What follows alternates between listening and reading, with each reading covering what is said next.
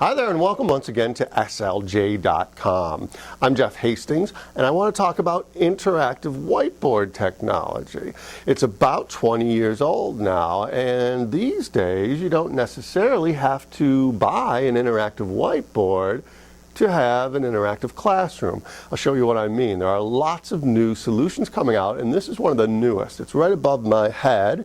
It's called the Epson BrightLink 450WI projector, and the I stands for interactive. Epson's gone ahead and they've built the interactivity right into their projector. Makes sense to me.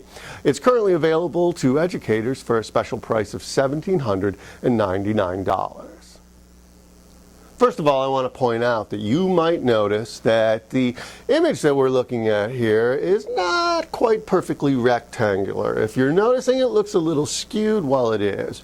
And the reason for that, it's certainly no fault of the projector. This is an excellent projector.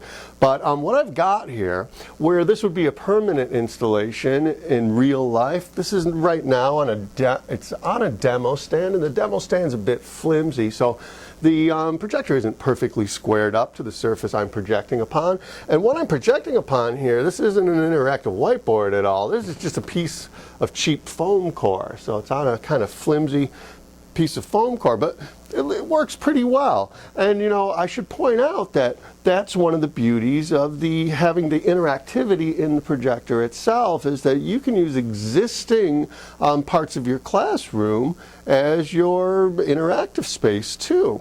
So the projector sort of pulls double duty. For instance, if you had an existing whiteboard that you're already using with dry erase markers, you could continue to use it that way and also use it as an interactive whiteboard. So that's pretty neat.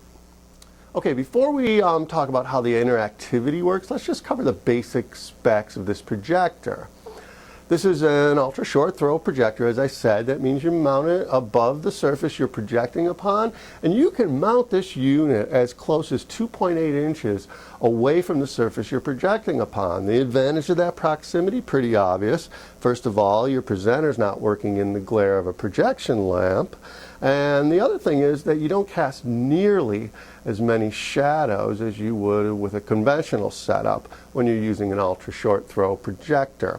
This is a 2500 lumen unit, and it's plenty bright, plenty bright. I think another advantage of that proximity is you're throwing light right onto that surface from just a couple inches away. You're certainly not wasting any brightness, that's for sure. And speaking of brightness, there is an eco mode in this projector, so if you want to wring some more operational life out of your projection lamp, you can turn on the eco mode, sacrifice a little bit of brightness, and get a longer lamp life. That's kind of nice. Native resolution on this unit is WXGA. It'll handle higher resolutions, but that's the native resolution. All right, now let's talk about interactivity. How does it all work? Well, the product, first of all, obviously comes with software, and it's compatible with both Mac and PC. I happen to be connected to a laptop running Windows, and the laptop is connected to the projector with two cables, a USB cable and a display cable. The software includes all the drivers and stuff, but it also includes your tools that you will use with the product. Epson calls them easy interactive tools, and they're a very simple palette of tools that you can use for all your basic navigation and annotation and doing things like captures, all the basic stuff that you'd expect in an interactive whiteboard product. The real key, though, to interactivity with this product is a set of these that come with it. This is an interactive pen, and if you've seen any interactive pen-based solutions, you probably already know how this works. It's got a clickable tip, so you can write with it, but you can also navigate with it. So this does anything your mouse clicks do, and this emulates a right-hand mouse button, so you can use it to do stuff like pulling up context menus.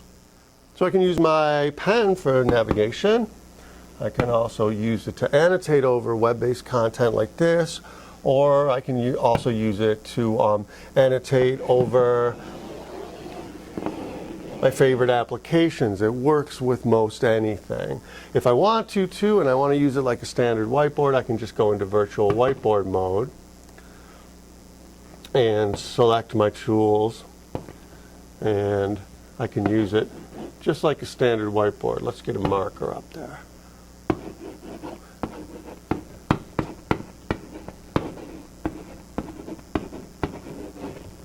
And there you have it.